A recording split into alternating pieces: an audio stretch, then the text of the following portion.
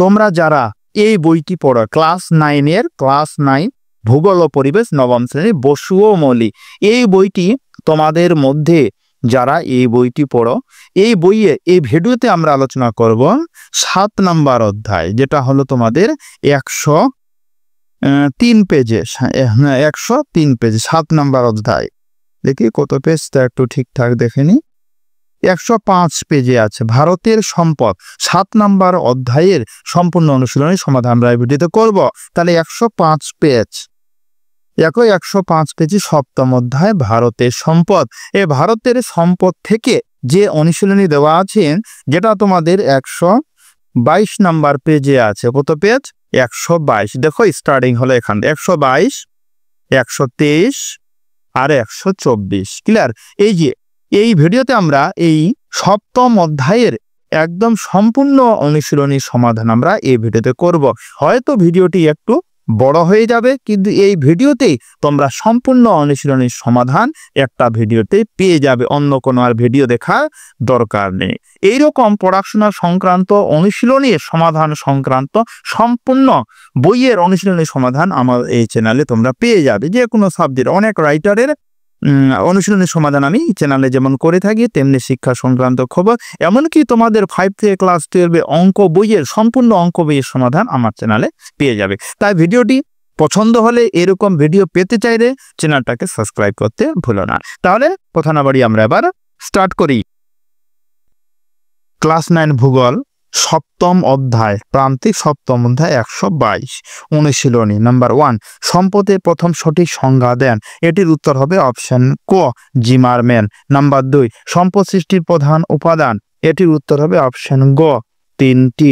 এবার নাম্বার 3। অবাধ সম্পদের উদাহরণ হলো। এটির উত্তর হবে অপশন গ, সূর্য কিরণ। নাম্বার 4। প্রাকৃতিক সম্পদের একটি উদাহরণ হলো। এটির উত্তর হবে অপশন ক, মাটি। নাম্বার 5। ব্যক্তিগত সম্পদের একটি উদাহরণ হলো। এটি উত্তর হবে অপশন ক, গাড়ি। তারপরে নাম্বার 6। বস্তুগত একটি সম্পদ হলো। এটি উত্তর করবে তোমরা সবাই ক, জল। নাম্বার 7। লৌহ আকরিক উৎপাদনে ভারতে প্রথম স্থান অধিকার করে। উত্তর হবে গ, ঝাড়খণ্ড। তারপরে নাম্বার 8। ভারতের সর্বশ্রেষ্ঠ খনিজ তেল উত্তোলক রাজ্য হলো। এটি উত্তর হবে অপশন গ, গুজরাট। নাম্বার 9। গুজরাটে একটি তৈল শোধনাগারের নাম হলো। উত্তর হবে ক, কোয়ালি। তারপরে নাম্বার 10। সবচেয়ে উন্নত মানের লৌহ আকরিকের নাম। এটি উত্তর হবে অপশন গ, ম্যাগনেটাইট। নাম্বার 11। ভারত থেকে সর্বাধিক লৌহ আকরিক রপ্তানি করা হয়। এটার উত্তর হবে অপশন গ, জাপানে। তারপরে নাম্বার 12। খনিজ তেল উত্তোলনে ভারতের উল্লেখযোগ্য রাজ্যটি হলো। উত্তর হবে অপশন গ, তামিলনাড়ু। এবার নাম্বার 13। ভারতের বৃহত্তম কয়লা খনি অঞ্চল। উত্তর হবে খ, ঝরিয়া। নাম্বার 14। সবচেয়ে উৎকৃষ্ট শ্রেণী কয়লার নাম। উত্তর হবে ক, অ্যান্থ্রাসাইট। নাম্বার 15। তরল সোনা বলা হয়। উত্তর খ, খনিজ তেলকে। নাম্বার 16। অপ্রচলিত শক্তির উৎস হলো। উত্তর হবে খ, সৌর শক্তি। নাম্বার 17। পশ্চিমবঙ্গের একটি তাপবিদ্যুৎ কেন্দ্র হলো। উত্তর গ, ব্যান্ডেল। তারপরে 18। ভারতের বৃহত্তম জলবিদ্যুৎ। এটি উত্তর হবে ক, পাঞ্জাবের ভাকরা। নাম্বার 19। তাপবিদ্যুতের প্রধান কাঁচামাল হলো। এটি উত্তর হবে গ, ঘ হবে, কি আছে এটা গ অপশনটা বলে দিচ্ছে, কয়লা হবে। তারপরে নাম্বার 20। সৌরশক্তির প্রধান উৎস। এটি উত্তর হবে গ, সূর্য শক্তি। এবার আমরা এটা করব 2 বাক্যটি সত্য হলে ঠিক এবং অসত্য হলে ভুল লেখো। 1 থেকে মোট এখানে 23টি প্রশ্ন দেওয়া আছে। এই 23টি প্রশ্নের উত্তর আমরা এবার পরপর করব। তাহলে নাম্বার 1, কি সম্পদের উপযোগিতা আছে কিন্তু কার্যকারিতা নেই, ভুল। তারপরে নাম্বার 2, 1992 খ্রিস্টাব্দে বসুন্ধরা সম্মেলন হয়েছিল রিও ডি জেনেরিও শহরে। এটি ঠিক। নাম্বার 3, ফসল সম্পদ নয়, ফসলের কার্যকারিতাই হলো সম্পদ, ভুল। নাম্বার 4, লাইব্রেরি স্কুল কলেজ হলো সামাজিক সম্পদ, ঠিক। নাম্বার 5, কুমেরু মহাদেশ একটি আন্তর্জাতিক সম্পদের উদাহরণ, ঠিক। নাম্বার 6, জল ও বাতাস হলো প্রাথমিক সম্পদ, ঠিক। নাম্বার 7, কয়লা ভারতের সর্বপ্রধান খনিজ, ঠিক। নাম্বার 8, আকরিক লোহা সঞ্চয়ে পৃথিবীতে ভারতের স্থান তৃতীয়, ভুল। নাম্বার 9, সবচেয়ে উৎকৃষ্ট আকরিক লৌহ আকরিকের নাম হলো হেমাটাইট, ভুল। নাম্বার 10, নুন মাটি খনিজ তেল শোধনাগার হিসাবে খ্যাত, ভুল। মহারাষ্ট্রে একটি প্রধান খনিজ তৈল শোধনাগার হলো কোয়ালি, ভুল। নাম্বার 12, কালো হীরা বলে বক্সাইটকে, ভুল। নাম্বার 13, ভারতে অ্যান্থ্রাসাইট কয়লা পাওয়া যায় একমাত্র ঝাড়খণ্ডের ঝরিয়ায়, ভুল। নাম্বার 14, অসমের ডিগবয় ভারতের প্রাচীনতম তৈল উৎপাদক কেন্দ্র, ঠিক। এবার নাম্বার 15, তোমরা পাশে বইটি রাখো, তাহলে তোমাদের সুবিধা হবে যে বই থেকে সহজে তোমরা দাগ দিতে পারবে। তো বই তো রাইটার ঠিক হিসাবে লিখে নিতে পারবে, এর পাশে বইটি রাখো। তারপর নাম্বার 15, খনিজ তেলের প্রধান দুটি উপজাত দ্রব্য হলো পেট্রোলিয়াম ও ডিজেল, ঠিক। নাম্বার 16, গুজরাট রাজ্যের আঙ্কলেশ্বর ভারতের দ্বিতীয় বৃহত্তম তেলের খনি, ঠিক। নাম্বার 17, উত্তর ভারতের তুলনায় দক্ষিণ ভারতে বেশি জলবিদ্যুৎ উৎপাদিত হয়, ঠিক। নাম্বার 18, গুজরাটের লাম্বায় ভারতের বৃহত্তম বায়ুশক্তি উৎপাদন কেন্দ্র অবস্থিত, ভুল। নাম্বার 19, পশ্চিমবঙ্গের সুন্দরবন অঞ্চলে গোসাবাতে বৃহদায়তন জৈব গ্যাস প্রকল্প চালু হয়েছে, ঠিক। নাম্বার 20, ভারতের প্রথম দুটি সৌরশক্তি উৎপাদন কেন্দ্র হলো উত্তরপ্রদেশে আলিগড় জেলার কল্যাণপুর ও মৌ, উত্তর হবে ভুল। নাম্বার 21, ভারতের প্রথম বেঙ্গালুরুতে ও পরে দিল্লিতে শহরের আবর্জনা থেকে বিদ্যুৎ উৎপাদন করা হচ্ছে, ঠিক। তারপরে নাম্বার 22, দক্ষিণ ভারতের খরস্রোতা নদীগুলি জলবিদ্যুৎ উৎপাদনের পক্ষে সহায়ক নয়, ভুল। নাম্বার 23, তামিলনাড়ুর পারমাণবিক শক্তি উৎপাদন কেন্দ্রটির নাম হলো কলাপক্কম, ঠিক। এবার আমরা শূন্য স্থান করব। সেই বস্তুকে সম্পদ বলে যার দেশ ও কার্যকারিতা আছে, উত্তর হবে উপযোগিতা। এবার নাম্বার 2, মানুষই হলো এক ধরনের সম্পদ যাকে বলে ড্যাশ সম্পদ, উত্তর হবে মানব সম্পদ। তারপরে নাম্বার 3, গচ্ছিত সম্পদের হলো পরিমাণ ড্যাশ, উত্তর হবে মজুদ। নাম্বার 4, হেমাটাইট লোহার পরিমাণ ড্যাশ শতাংশ, উত্তর হবে 50 থেকে 60%। নাম্বার 5, ভারতে সবচেয়ে বেশি আকরিক লোহা পাওয়া যায় ড্যাশ, উত্তর হবে ছত্তিশগড়। তারপরে নাম্বার 6, দেশ ভারতের সর্বপ্রধান শক্তি সম্পদ, উত্তর হবে কয়লা। নাম্বার 7, দেশ সর্বশ্রেষ্ঠ কয়লা, উত্তর হবে অ্যান্থ্রাসাইট। তারপর নাম্বার 8, আরব সাগরের দরিয়া অঞ্চল খনিজ তেল উৎপাদনে ভারতের মধ্যে দেশ স্থানীয়, উত্তর হবে অগ্রণী। তারপরে নাম্বার 9, বায়ু শক্তি হলো একটি ড্যাশ শক্তি, উত্তর হবে অপ্রচলিত শক্তি। নাম্বার 10, ফারাক্কায় একটি ড্যাশ কেন্দ্র আছে, উত্তর হবে তাপবিদ্যুৎ কেন্দ্র আছে। নাম্বার 13, সৌরবিদ্যুৎ উৎপাদনে ড্যাশ ভারতের শীর্ষস্থান অধিকারী রাজ্য, উত্তর হবে রাজস্থান। নাম্বার 14, ড্যাশ সোলার পার্কটি হলো ভারত তথা এশিয়ার বৃহত্তম সোলার পার্ক, এন্সার হবে ভাদলা, ভয়াকাদ্য লয়াকার। এবার নাম্বার 15, ড্যাশ হলো ভারতের বৃহত্তম লিগনাইট খনি, উত্তর হবে নেভেলি, কি বললাম, নেভেলি। তাহলে আমরা শূন্য স্থান 1 থেকে মোট 15 নাম্বার অবধি করলাম, ক্লিয়ার।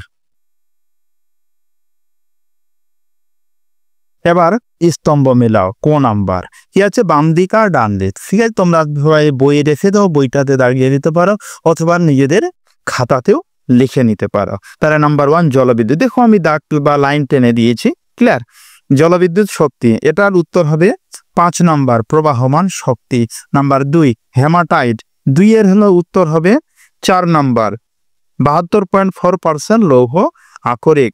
নাম্বার 3 ম্যাগনেটাইট হবে 1 নাম্বার 70% লৌহ আকরিক। নাম্বার 4 বক্রেশ্বর, এটি হবে 3 নাম্বার তাপবিদ্যুৎ কেন্দ্র। নাম্বার 5 বায়ু শক্তি, এটি হবে হাওয়া কল। এবার খ নাম্বার করব, বাম দিক আর ডান দিক। তাহলে নাম্বার 1 জলবিদ্যুৎ কেন্দ্র, এটি হবে 5 নাম্বার পাঞ্চেত। তারপরে নাম্বার 2 পারমাণবিক বিদ্যুৎ কেন্দ্র, এটি হবে তারাপুর। নাম্বার 3 থার্মাল পাওয়ার, এটি হবে 1 নাম্বার তাপবিদ্যুৎ। নিউক্লিয়ার পাওয়ার, এটি হবে 2 নাম্বার পারমাণবিক বিদ্যুৎ। তারপরে তৈল খনি, এটি হবে 3 নাম্বার py-6। এবার তাহলে 1 মার্কের এখানে 1 থেকে মোট 7টি প্রশ্ন আছে। এই 7টি প্রশ্নের উত্তর আমরা এবার পরপর করব। প্রথম প্রশ্ন নাম্বার 1, সম্পদের একটি সংজ্ঞা দাও। উত্তর, মানুষের উপকারে আসে এবং যার অর্থনৈতিক মূল্য আছে তাকে সম্পদ বলে। 2 নাম্বার, গচ্ছিত সম্পদ কাকে বলে? উত্তর, ভবিষ্যতে ব্যবহারের জন্য সংরক্ষিত সম্পদকে গচ্ছিত সম্পদ বলে। নাম্বার 3, অবাধ সম্পদ কাকে বলে? সবার জন্য উন্মুক্ত প্রচুর পরিমাণে পাওয়া যায়, একে অবাধ সম্পদ বলে। নাম্বার 4, ভারতে কোন কোন শ্রেণীর কয়লা পাওয়া যায়? উত্তর হবে অ্যান্থ্রাসাইট, বিটুমিনাস, সাব বিটুমিনাস আর লিগনাইট। নাম্বার 5, কয়লার 2টি উপজাত দ্রব্যের নাম লেখো। উত্তর হবে কয়লা গ্যাস।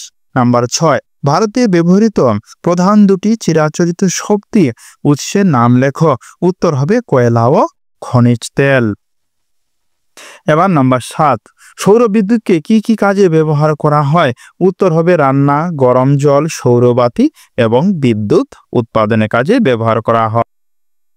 তাহলে 1 মার্কের 7 নম্বর অবধি করলাম। এবার আমরা 6 মানে প্রতিটি প্রশ্নের মান 2 মার্কের এখানে 1 থেকে মোট প্রশ্ন দেওয়া আছে 15টি। এই 15টি প্রশ্নের উত্তর আমরা এবার পরপর করব।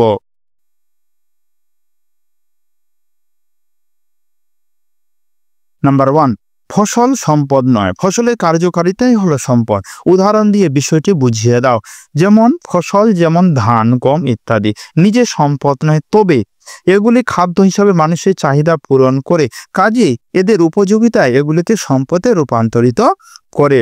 নাম্বার 2, ভারতের 3টি কয়লা খনি অঞ্চলের নাম লেখো। উত্তর, ভারতের 3টি গুরুত্বপূর্ণ কয়লা খনি অঞ্চল হল রানীগঞ্জ পশ্চিমবঙ্গ, ধানবাদ ঝাড়খণ্ড আর করবা হলো ছত্তিশগড়। নাম্বার 3, গুজরাটে অবস্থিত 3টি তৈল শোধনাগারের নাম করো। গুজরাটে অবস্থিত তৈল শোধনাগার হলো জামনগর, ভাদিনার কাছে। ক্লিয়ার?